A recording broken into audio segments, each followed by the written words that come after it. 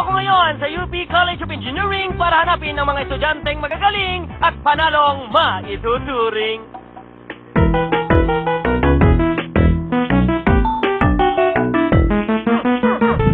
Itong mga bida nating kabataan, panalong-panalo sa pag-uwi ng karangalan. Biruin nyo, sa may 400 naglaban-laban, ang naiuwi nila para sa ating bayan ay first place lang naman. Yung Kaspersky, isang antivirus company na nag-invite sa mga estudyante sa buong mundo para mag-submit ng mga research projects nila na nakafocus sa computer security, internet security, at other security issues. At doon kami ang nanalo. Hindi na pa ako sinama yan, ha? At siyempre, saan naman ito ginanap at sino-sino ang mga naglaban-laban? Yung event ginanap sa Hong Kong. Tapos, yung mga countries po na sumali galing po sa Asia Pacific, Africa, and Middle East.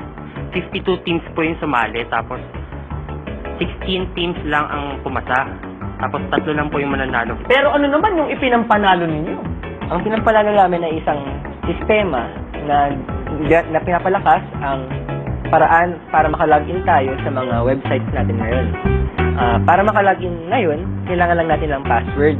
Pero ang problema, kapag nanakaw ang password na yun, madaling mananakaw ang account mo. Kaya sa sistema namin, kailangan lang ng isa pang ordinaryong USB flash drive para makalogin.